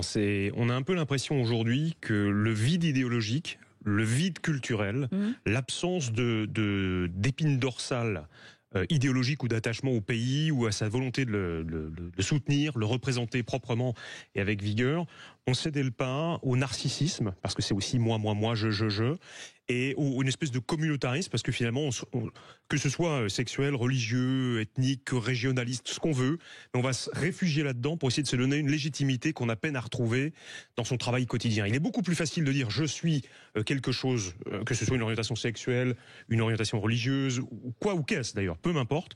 Il est plus simple de dire ça. Voilà, je me légitime par cela. Et même peut-être je me protège un peu parce que si je suis attaqué là-dessus, comme évidemment j'aurais beau jeu ensuite de me présenter comme une victime, alors que c'est moi qui l'ai mis dans le débat public, eh ben je tue tout débat sur les vrais sujets pour lesquels on pourrait effectivement être interpellé. C'est son engagement politique, la qualité de sa politique, de son idéologie, des résultats effectivement concrets de la politique menée. C'est ça que j'aimerais voir plus dans le domaine public que l'appartenance à telle ou telle communauté. Mais c'est les vrais sujets selon vous, en effet. Mais pour certaines personnes, malheureusement peut-être, d'ailleurs, les vrais sujets, c'est parfois ça. Les gens parfois votent aussi pour des raisons qui sont extrinsèques, qui n'ont parfois aucun rapport avec le programme, avec la politique, avec la compétence, etc. On peut le regretter, mais on vote aussi, encore une fois, pour une personne, pour ce qu'elle représente, ce qu'elle incarne, et la sexualité fait partie de ses caractéristiques. Et on a encore une seconde. Normalement non, mais vous non, pouvez mais je vais arrêter. Non, je voulais dire que le parfait exemple de ce que j'ai dit, c'est que lorsque François Hollande vit à l'Élysée avec Valérie Trierweiler et qu'il va rejoindre Julie Gaillard du cirque, c'est un épisode de vie personnelle qui peut induire quelque chose sur le plan politique. Ça, c'est différent. Là, vous avez raison là-dessus, c'est tout à fait différent. Là, c'est différent, je trouve. Merci beaucoup, Philippe David. Tout de suite, le tour de table de l'actu de Nos Vraies Voix. Bonsoir madame, bonsoir mademoiselle, bonsoir monsieur. Dans quelques instants, vous pourrez admirer nos plus belles créatures. Mais vous fumez, monsieur. C'est aussi peu plausible que lorsque vous me comparez à Rocco Siffredi. Le tour de table. De l'actualité. Et pour changer, tiens, on va commencer par Tom Conan, si vous le permettez, Philippe Bilger. Je sais pas, ma chère Cécile. Alors, je voulais revenir sur le terrible procès des viols de Mazan, dont on parle évidemment souvent sur Sud Radio et ailleurs, parce qu'il y a eu le soutien récent qui a été effectivement très très relayé de J.K. Rowling. Vous savez, c'est l'auteur de Harry Potter, la célèbre auteure britannique, qui a affiché son soutien, on pourrait dire sans faille, à Gisèle Pellicot dans un tweet. Et comme elle est extrêmement suivie évidemment par le monde entier, c'est quand même quelque chose qui a eu un grand écho. Elle dit notamment: il n'y a pas de mots pour décrire mon admiration pour le courage de cette femme. Après les trahisons, des violations répétées et inimaginables, elle affronte les hommes qui comptaient sur sa soumission et son silence pour toujours. Elle a récupéré son pouvoir de la manière la plus étonnante qui soit. Voilà. Donc c'était pour rappeler encore une fois l'importance de cette affaire terrible, aux yeux évidemment des Français, mais également aux yeux du monde. Ouais, c'est incroyable, l'internationalisation. La plus grande admiration pour J.K. Rowling, c'est ça me fait plaisir que pour une fois, elle parle sur un sujet très consensuel et d'une manière où elle apporte sa pierre à une normalité, à une dénonciation ô combien légitime. Effectivement. J.K. Rowling qui s'était faite lyncher parce qu'elle avait dit que seules les femmes pouvaient enfanter, je crois, une chose tellement transgressive que... Après, elle a eu d'autres propos un peu transphobes qui n'étaient pas très nets, moi je trouve. Mais moi je l'adore, même cela. Vous les qualifiez... Elle avait dit que seule une femme pouvait avoir des règles. Non, mais là-dessus bien sûr, mais elle en a eu d'autres ensuite, elle a vraiment enfoncé le clou. Et là, je trouve que c'était franchement pas bien qu'elle enfonce le clou. Oui, mais je sais que vous aimez ça forcément. Mais vous battez bien, Tom, c'est bien. Pas beaucoup de commentaires. La majorité. J'ai simplement une gêne toujours alors j'ai beaucoup de respect aussi pour l'auteur, que j'adore, et mes enfants plus encore d'ailleurs. Mais ce qui me gêne un petit peu dans tout ça, c'est que c'est une affaire judiciaire qui est en cours. Et se prononcer sur un dossier qu'on connaît pas, l'instrumentaliser, ce qui revient un petit peu en termes plus choisis. Là, le soutien est certainement, je l'ai pas lu, son commentaire, est certainement plus élaboré, moins contestable que l'espèce de cagnotte qui avait été établie à un moment par je ne sais plus quelle influenceuse quelconque. Et plutôt quelconque d'ailleurs qu'influenceuse, en l'occurrence. Peut-être, ou une autre qui sera oubliée aussi vite qu'elle a été connue. Mais en l'occurrence, ce qui me gêne, pardon, mais bon. Il y a peut-être quelques réalités à rappeler parfois sur le caractère assez peu intangible de ce genre de situation. Mais néanmoins, ce qui me gêne, c'est l'instrumentalisation que ça peut parfois avoir. Je capitalise sur un dossier que je ne connais pas. Alors évidemment que j'ai aucune sympathie pour les auteurs en question. On va pas... Soyons très clair, et beaucoup de sympathie en l'occurrence pour la personne qui en a été victime. Ce qui me gêne, c'est qu'on en parle beaucoup sans avoir eu accès au dossier. Laissons déjà la justice faire son travail et ensuite on pourra peut-être se positionner et dire tout ce qu'on veut. Effectivement, mais après je pense qu'encore une fois elle défend la femme. Elle défend la femme, le féminisme et ce qu'elle incarne. J'ai envie de dire quel que soit l'issue. Il n'y a pas trop de doute sur la culpabilité quand même. Il n'y a pas tellement de doute. Pour certains d'entre eux peut-être. En tout cas du mari. En tout cas du mari, ça c'est sûr. Philippe Bilger, Laurent Wauquiez est-il un bon président de groupe ? Alors je trouve que Laurent Wauquiez, qui est une personne impressionnante sur le plan de son parcours universitaire, est un homme dont je perçois à quel point beaucoup de gens ne l'apprécient pas parce qu'ils le trouvent un peu antipathique. Il est très brillant, je n'en doute pas une seconde, mais je me demande si sur le plan politique, il est vraiment très doué pour la tactique. J'en juge d'abord par ses retraits multiples avant qu'il vienne à l'Assemblée nationale où 3 fois il a reculé devant des obstacles, et enfin comme président du groupe de la droite républicaine, puisque dorénavant ce groupe s'appelle comme cela, il a fait élire, je vais très vite, Aurélie Trouvé, et puis Yordanov par certains côtés, puisque il avait un accord... Aurélie Trouvé à la Commission des affaires économiques, Yordanov comme vice-président. Et il avait un accord avec Gabriel Attal. Gabriel Attal a respecté l'accord, mais il a capoté de l'autre côté, et c'est le MoDem qui a... Voilà. Et donc, je pense que Laurent Wauquiez n'est pas un crack du point de vue tactique et stratégie parlementaire. En tout cas, ce qui est vrai, c'est que oui, il a un parcours universitaire assez impressionnant. Un peu comme Bruno Le Maire d'ailleurs. Je me suis même toujours demandé finalement ce que ces gens faisaient en politique. Est-ce qu'ils n'auraient pas été finalement meilleurs au sommet de leur art en faisant autre chose? On peut se poser la question. Bien sûr. Qu'est-ce qu'ils ont été faire dans cette galère? Oui, mais parce que vous avez raison. On n'est pas forcément meilleur quand on a. C'est vrai. Alors c'est plus une question. Le père, je crois, de Laurent Wauquiez était déjà en politique, non? Je m'abuse. Peut-être. Je crois pas. Non. Non, localement, non. Non, peut-être non. localement. Il avait son père spirituel qui était Jacques Barrot, qui a été longtemps puis en Velay. C'est simplement une question parce qu'il m'avait semblé, pour connaître des gens locaux, hein, que apparemment la famille était assez impliquée dans la vie politique. C'est la famille Barrot, peut-être dont vous parlez. Ouais, peut-être. D'accord. Ce qui aurait été un moyen d'expliquer pourquoi il a choisi la voie politique plutôt qu'une autre. Ouais. Je ne vois pas de parcours politique, mais peut-être que c'est. Je confonds peut-être. Il a peut-être un homonyme, on ne sait jamais. Merci beaucoup, les amis. On fait une petite pause. On revient dans un instant avec le tour de table de l'actu de Loïc Guérin, qui est fâché aussi. Ah, mais il est fâché. Ah, vous êtes un peu fâché, Loïc Guérin. Ah, je suis en permanence. Sinon, je change de métier.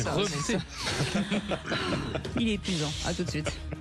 Sud Radio. Sud Radio. Parlons vrai. Parlons vrai. Sud Radio. Parlons vrai. Leclerc. Les vraies voix Sud Radio, 17h-19h, Philippe David, Cécile de Ménibus. Retour des vraies voix avec Cécile de Ménibus, Philippe Bilger, Loïc Guérin et Tom Conan. C'est la fin des tours de table de l'actualité. Et le dernier, c'est celui de Loïc Guérin sur le rapport du Conseil de l'Europe sur la justice.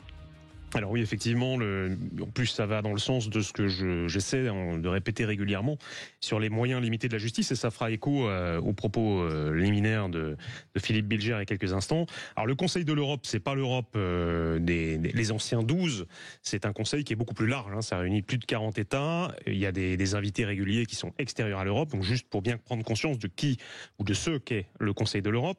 Ils ont créé en 2002, sauf erreur, ce qui donne l'acronyme CEPEJ, c'est la Commission européenne pour l'effectivité de la justice. Alors c'est très intéressant parce que cet organisme-là, qui est un sous-organisme du Conseil de l'Europe, fait un espèce de monitoring, un suivi des différents systèmes judiciaires européens et les évalue leur évolution, leur efficacité. C'est donc une température de l'état judiciaire de chacun des pays comparé les uns aux autres. Ce qui est un très bon moyen, hors état, de savoir où on en est un peu sur le système de la judiciaire dans les différents pays. Alors, ce qui concerne la France, c'est malheureusement souvent le mauvais élève dans les pays les plus riches d'Europe. En l'occurrence, quelques chiffres. Alors, c'est un peu austère, mais c'est utile. En France, en moyenne, par personne et par an, on dépense 77,20 € pour la justice, quand la moyenne du Conseil de l'Europe est à 85 €. D'accord. Quand l'Allemagne est à 136 € et l'Italie 100 €. Alors l'Italie, l'économie est inférieure à l'économie française, moins de richesse, beaucoup plus de dépenses. Ça donne déjà un peu le là sur l'état de réel du budget de la justice. Alors les chiffres sont de 2022, donc ils sont à atténuer parce qu'il y a eu quelques augmentations par la suite, mais il y en a eu partout les augmentations. La France consacre 0,2% seulement de son PIB à la justice, qui là aussi est extraordinairement faible, ce qui d'ailleurs est le cas pour beaucoup de pays d'Europe, qui dépensent plus et qui dépensent quand même de manière assez insuffisante par rapport aux besoins. Et en termes humains, pour ne pas tout citer, parce que c'est un peu exhaustif et un peu austère, en termes humains, ça se reflète là aussi également. Quelques chiffres, 11,3 juges par 100 000 habitants, qui est le critère généralement pour la France, quand on a une moyenne européenne à 22.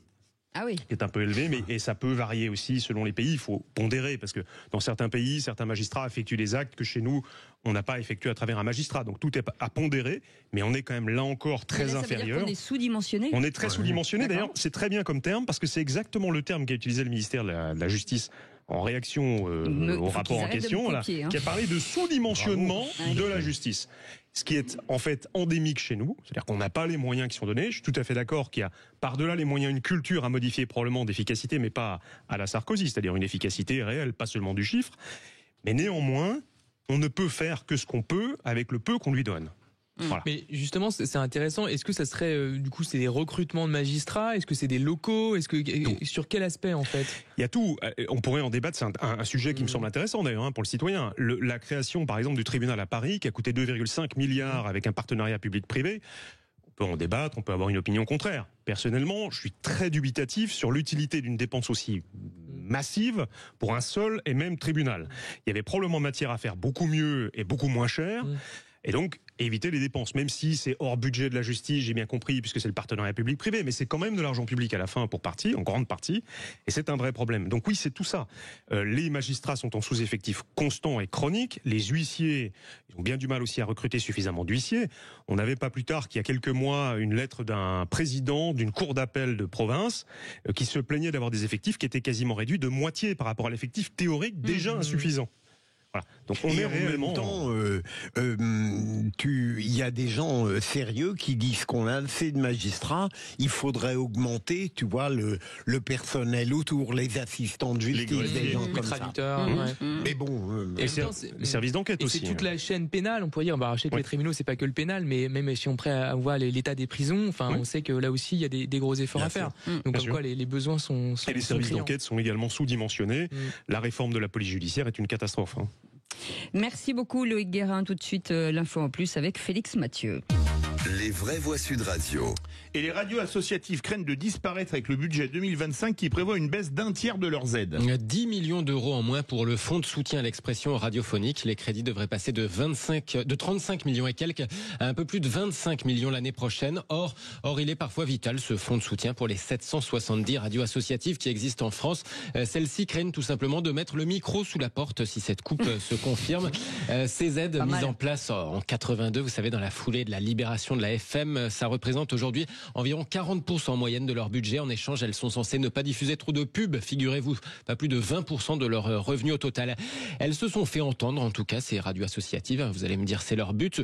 Une députée Renaissance de la Sarthe vient de faire adopter un amendement en commission des affaires culturelles pour rétablir finalement leur crédit à l'identique. Alors c'est passé en commission, mais pas encore dans l'hémicycle. Affaire à suivre, d'autant qu'une autre solution beaucoup plus tranchante avait été envisagée avant-hier lors d'échanges tardifs entre la ministre de la Culture, Rachida Dati, et un député RN de l'Assemblée, l'ancien journaliste Philippe Ballard. Dans ces échanges repérés par nos confrères de Télérama et de l'Humanité, ce dernier, Philippe Ballard, avançait grosso modo que fallait séparer le bon grain de l'ivraie, que toutes ces 770 petites radios ne méritaient pas d'être forcément aidées de la même manière, que certaines n'étaient pas scrupuleuses, selon lui, sur le respect des valeurs républicaines à l'antenne, et que donc, selon lui, il fallait sans doute mettre en place des critères plutôt que raboter tout le monde, cibler qui on aide et qui on n'aide plus. Ce à quoi la ministre de la Culture, Rachida Dati, a répondu: bingo, figurez-vous, je la cite, vous avez raison, ces radios ne sont pas toutes de même qualité, de même niveau et parfois de la même nécessité. Je suis favorable, dit Rachida Dati, à ce qu'on mette en place des critères de contrôle. Radio Rock will be breaking the law. Voilà, ça me donne une idée. On pourrait peut-être en faire un film qui s'appellerait Good Morning France. Merci beaucoup Félix Mathieu. Oui, toutes ces radios qui peuvent ça va pas mourir. être facile de faire le partage. Ça va être très compliqué. Oui, puis la période de vache maigre qui s'annonce va être un peu violente, je pense, pour le monde de la culture en général. Allez, vous restez avec nous dans un instant. Merci beaucoup Félix Mathieu. Dans un instant, le coup de projecteur des vraies voix. Retour sur les inquiétudes dans le sud de la France où de nouvelles intempéries sont redoutées après des dégâts estimés aujourd'hui à 420 millions d'euros la semaine dernière. Alors parlons vrai. Est-ce que certaines communes ont manqué d'anticipation? Est-ce que les précautions, notamment sur les octrois de permis de construire, sont toujours prises? Et à cette question, les maires ont-ils les moyens de protéger leur commune des intempéries? Vous dites non à 79%. Vous voulez réagir? Aude attend vos appels au 0826 300 300. Et Alain Chrétien est avec nous, vice-président de l'Association des maires de France et maire de Vesoul. Merci d'avoir accepté notre invitation. Petite question courte, réponse courte. Craignez-vous d'être lâché par les assurances en tant que maire? Oui, c'est évident. Et vu la météo, c'est pas près de s'améliorer. On en parle dans un instant. 0826 300 300. Vous voulez témoigner, vous êtes les bienvenus. Aude vous attend. À tout de suite. Sud Radio, votre attention est notre plus belle récompense. Vos émissions sont toujours très riches. Quand je peux pas écouter le direct, je me fais le podcast le soir. Sud Radio, parlons vrai. Enfin des lunettes. Les vraies voix Sud Radio, 17h-19h, Philippe David, Cécile de Ménibus. Bienvenue dans les vraies voix comme tous les jours et merci de nous accueillir chez vous aussi chaleureusement avec Philippe David. Ça va très bien. Je en vous ai pleine rien forme. demandé. Ah bon? Jamais vous répondez tout le temps. Ça veut dire que mais vous j'avais n'écoutez pas. anticipé. Mais si je nous écoutais. Vous êtes une personne locale, Philippe. Ouais. Il répond aux questions que vous ne lui posez pas. Mais oui, c'est parce que Avec vous avez fait Georges Marchais, vous venez avec vos questions, j'ai avec mes réponses. Non mais le problème c'est que si elle répond comme ça, c'est que je ne le surprends plus. Ouais, ah bah voilà, ça. c'est ça, c'est qu'il anticipe ce que je vais dire. Alors là, c'est embêtant parce que c'est le degré zéro de la séduction quand on surprend peu. Là, je vous préviens, Philippe David, on fait liste séparée, c'est fini, c'est terminé. Rideau. Allez, tout de suite, le coup de projecteur des vraies voix. Les vraies voix Sud Radio, le coup de projecteur des vraies voix. Des élitrouillages en pleine ville. L'eau se déverse dans Annonay, déborde, inarrêtable. En bas, c'est une rivière, c'est un fleuve, il faut une barque. On m'a dit, passez pas, madame, vous allez être entraînée. Ça ne s'est pas vu depuis les années 60, 70, et j'espère qu'on est au pic de la crue et que la situation ne va pas s'aggraver encore. C'est vrai que quand on voit ça, c'est désespérant.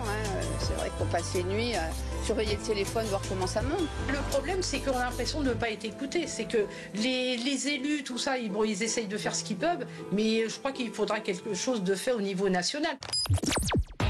Et donc le sud de la France redoute un nouvel épisode Sevenol tous les jours qui viennent, alors que les communes déjà sinistrées réclament la reconnaissance de l'état de catastrophe naturelle. Les dégâts de la semaine dernière coûteront entre 350 000 et 420 millions d'euros, soit selon la Caisse centrale de réassurance. Alors parlons vrai, est-ce que le plan de prévention des risques naturels prévisibles est à revoir vu le changement climatique? Ou faut-il repartir à zéro sur tous nos plans de prévention? Et à cette question, les maires ont-ils les moyens de protéger leur commune des intempéries? Vous dites non à 79%, vous voulez réagir, le 0826 300 300. Et notre invité Alain Chrétien est avec nous, vice-président de l'Assemblée de l'Association des maires de France, pardon, et maire de Vesoul. Bientôt, c'est pour ça, qui vient de présenter donc son rapport sur l'assurabilité des biens et des collectivités locales. Merci Monsieur le maire d'avoir accepté notre invitation, Philippe Bilger. Oui. Heureusement, à Paris, on ne vit pas dans les conditions que la télévision permet parfois de voir. Et je me dis, parlant de moi, j'ose râler quand je vois parfois les irrésistibles avancées de l'eau dans les maisons, dans des villages, dans des villes. Et vraiment, je plains ces gens-là.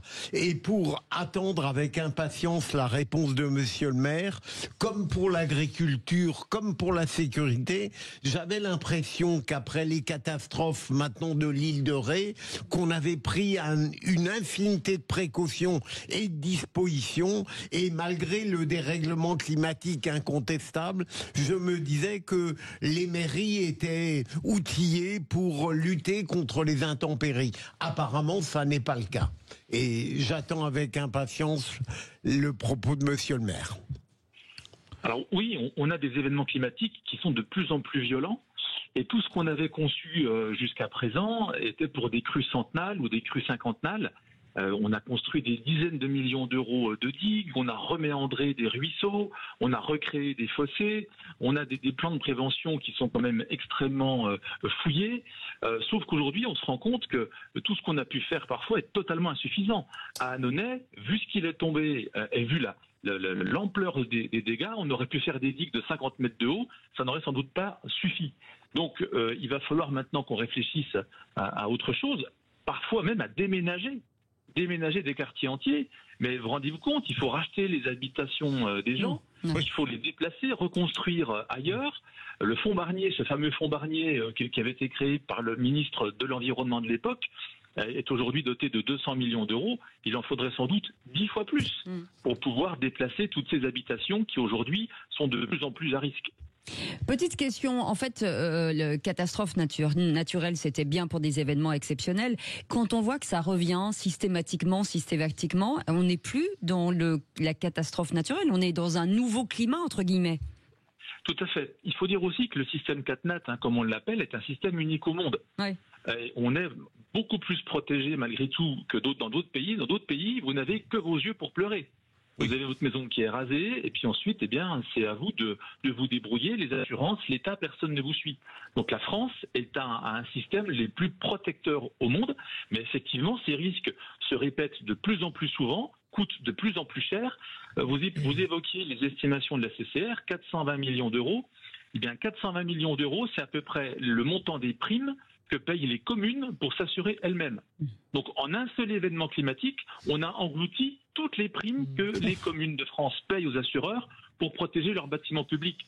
Donc vous voyez qu'on est en train de totalement changer d'échelle. La moyenne des dégâts annuellement depuis une vingtaine d'années, c'était environ 2 milliards d'euros. Là maintenant, on est passé à 10 milliards d'euros. Donc on change totalement d'échelle, il va falloir qu'on revoie complètement notre modèle, et naturellement, moi aussi, je me mets à la place des gens qui ont tout perdu, et des élus qui parfois sont impuissants pour aider ces gens à retrouver une maison ou à retrouver des crédits pour reconstruire. Oui. Loïc Guérin. Oui, bonsoir monsieur le maire. Dans le micro. Ah pardon. Juste, oui. Ah, mais c'est une bonne chose. Juste une petite question, réflexion à l'instant en vous écoutant attentivement. Est-ce que dans les pistes, parce que évidemment les fonds publics sont, et en particulier aujourd'hui, loin d'être sans fonds, et qu'on va de toute façon en manquer, et que comme vous l'expliquez à l'instant, on est dans des proportions qui ne sont plus du tout celles qui étaient prévues jusque-là. Vous indiquiez que les mesures prises étaient insuffisantes parce que finalement on ne peut plus faire face aux événements en question, si bien que vous auriez à pratiquement envisager des déménagements de quartiers entiers. Est-ce que dans cette réflexion d'ensemble sur que faire maintenant pour éviter les conséquences dramatiques qu'on connaît, est-ce que les assurances, puisque finalement elles ont une énorme part à prendre maintenant en termes de paiement, est-ce qu'elles peuvent éventuellement en amont aider là où l'État ne le peut plus, où les départements ne peuvent plus, ou les communes, et mettre la main à la poche pour aider les communes et les départements qui en souffrent à se protéger en amont? Vous parliez du coût, par exemple, pour racheter certains quartiers et autres. Est-ce que les assureurs ne pourraient pas être impliqués dans une discussion, parce que finalement un euro en amont vaut généralement beaucoup moins cher qu'un euro en aval? Oui, ça c'est sûr. Alors, c'est une réflexion qu'on est en train de porter avec le monde de l'assurance, notamment en termes de prévention. Il faut beaucoup plus de prévention. Effectivement, l'assureur aurait un meilleur temps de cofinancer le déplacement d'une maison plutôt que de financer sa reconstruction. Donc tout ça, nous sommes au début d'un nouveau modèle. On est en train de réfléchir à tout ça. En tout cas, il faut revoir complètement le système. Vous savez, les communes découvrent parfois que les assureurs résilient leur contrat d'assurance du jour au lendemain. Et vous avez des maires qui sont totalement démunis, qui ont des crèches, qui ont des écoles, qui ont des gymnases, qui d'un seul coup ne sont plus assurés. Donc on voit bien que le système est en train de totalement de plus répondre à la demande. Et donc effectivement, le chiffre d'affaires de l'assurance en France, c'est pour les collectivités 500 millions et pour l'ensemble à peu près 5 milliards, y compris les assurances vie. Ah oui. Donc il y a beaucoup de fonds qui sont collectés par les assureurs. Est-ce qu'une partie de ces fonds peut être affectée à la reconstruction des zones les plus sensibles? C'est une question qu'il faut se poser, effectivement. Et le problème, c'est qu'il y a une fuite en avant, d'une certaine façon, parce qu'effectivement, avec le dérèglement climatique, comme le disait tout à l'heure Cécile à juste titre, il y a l'érosion des sols. Moi, je l'ai constaté, par exemple, en banlieue, dans certaines zones de la banlieue ouest notamment, vous avez des berges qui se réduisent effectivement de plus en plus, et vraiment qui sont en phase de d'écroulement. Alors, les communes, effectivement, ont mis en place des systèmes, et on voit bien que c'est vraiment du système D. Donc, à un moment donné, en fait, les assurances, je suis pas un expert de ces sujets, mais certaines ne pourront tout simplement pas assurer ces sites-là. Et il y en a qui perdent effectivement leur maison, on le voit régulièrement. Donc dans certains cas extrêmes, effectivement, la collectivité peut peut-être mettre la main au pot, mais c'est évidemment limité. Donc je pense qu'effectivement, à terme, il y aura des pertes de patrimoine, des pertes d'usage des sols, et ça, il faudra, entre guillemets, enregistrer cette perte définitive. Alain Chrétien. Ce qu'on peut éviter aussi, c'est une France à deux vitesses. Une France qui pourra continuer à s'assurer, parce que heureusement, tout le territoire français n'est pas soumis à ces catastrophes naturelles, et d'autre part, des territoires où les assureurs vont se retirer parce qu'ils ne voudront plus assurer les collectivités ou les particuliers. Et donc, il y a un observatoire qui va être mis en place sous l'égide du gouvernement pour vérifier que les assureurs restent. Et que parce que si vous en avez un qui s'en va, les autres vont partir aussi, et vous aurez finalement des territoires entiers qui ne seront plus du tout assurés, ni pour les collectivités, ni pour les particuliers. Donc là, il y a vraiment un enjeu de solidarité nationale et d'engagement des assureurs auprès des territoires. Et on est en plein dedans. Là, franchement, la réflexion, le cabinet du Premier ministre a vraiment pris les choses au sérieux, parce que les choses sont en train de s'accélérer d'une manière que personne n'avait anticipée. Philippe Bilger. Monsieur le maire, face à ces intempéries, à tout ce qui révèle que véritablement le climat est bouleversé, est-ce qu'il y a encore dans votre commune des climato-sceptiques? En tout cas, s'il y en a, ils n'osent pas sortir du bois, si je puis dire. Parce qu'ils se rendent compte que leur position n'est absolument pas acceptée par personne. Mais c'est vraiment un sentiment de fatalisme aujourd'hui qui envahit l'esprit des gens. C'est de dire, mais que faire face à tout ça? Est-ce que c'est pas déjà trop tard? Est-ce que nous, en essayant de modifier notre pauvre système de chauffage, on va contribuer à lutter contre ces catastrophes? tout le monde est un peu démuni, y compris nous les élus, parce qu'on se dit, moi à Vesoul, heureusement cette année, j'ai pas connu ça, j'ai connu des inondations, et je tends le dos pour que ça n'arrive pas chez moi, parce que franchement, alors, là aussi, les maires sont en train de revoir leur plan de sauvegarde. On a tous en mairie des plans de sauvegarde pour justement avoir les bonnes réactions au bon moment et puis éviter la panique. Mais je peux vous dire que nous, on tend tous le dos pour que ce qui s'est passé à Annonay, et on pense beaucoup au maire d'Annonay, ne se répercute pas dans d'autres communes de France. Oui, allez-y. Non, allez-y. Non, il y a un plan de prévention des risques naturels prévisible. Est-ce qu'il est à revoir ? Ah oui, il faut absolument qu'on fasse tous des exercices pour voir si ça fonctionne ou pas. Il faut qu'on réfléchisse à de nouvelles manières de protéger nos concitoyens. Un exemple tout simple. Souvent, dans la commune, il y a une barque qui sert justement quand il y a une inondation. Sauf que la barque, c'est l'adjoint au maire, on va dire que c'est Roger qui a la clé du hangar où il y a la barque. Et le jour où Roger il est en vacances, il est parti avec la clé, et puis personne ne sait ouvrir le hangar pour aller chercher la barque. Oui, c'est tout bête. Mais ce sont des choses toutes simples qu'il faut anticiper pour que le jour où on a besoin de la barque, on ait la clé pour aller chercher la grand-mère qui est prisonnière de sa maison au bout du village. Donc c'est vraiment des choses qui sont aujourd'hui doivent être mises à jour. Ça peut arriver beaucoup plus précocement et beaucoup plus régulièrement qu'on ne le croyait. Donc il faut qu'on ait une prise de conscience généralisée que toutes les communes aujourd'hui, beaucoup d'entre elles en tout cas, peuvent avoir ce genre de catastrophe. Mais si Roger de Vesoul est parti, il doit être à Honfleur, au Mont-Valérien ou à Hambourg, théoriquement, non? Sans doute. En tout cas, on le cherche pour avoir la clé du hangar pour aller chercher la barque. Vous pouvez trouver un récidiviste sous la main. Le message est lancé. Merci beaucoup Alain Chrétien. Et on vous proposera bien entendu une grande émission d'une heure sur ce sujet très important. Vice-président de l'Association des maires de France et maire de Vesoul. Merci beaucoup d'avoir été avec nous. Merci Philippe Bilger, merci Loïc Guérin, merci Tom Conan. Dans un instant, on va vous parler automobile avec Philippe David. Une actualité encore importante. Avec notamment Laurent Tapie qui a ressuscité la marque Delage. Des voitures, la supercar française. Bon, le prix est stratosphérique, mais le véhicule est exceptionnel et made in France. On va parler également de plein d'autres sujets. On va partir à Denain, dans le Nord, et on ira également, pour conclure, on va parler de comment éviter de se faire arnaquer quand on achète une voiture d'occasion. Savoir si elle a été accidentée ou pas. Ou si le kilométrage est falsifié. Allez, à tout de suite.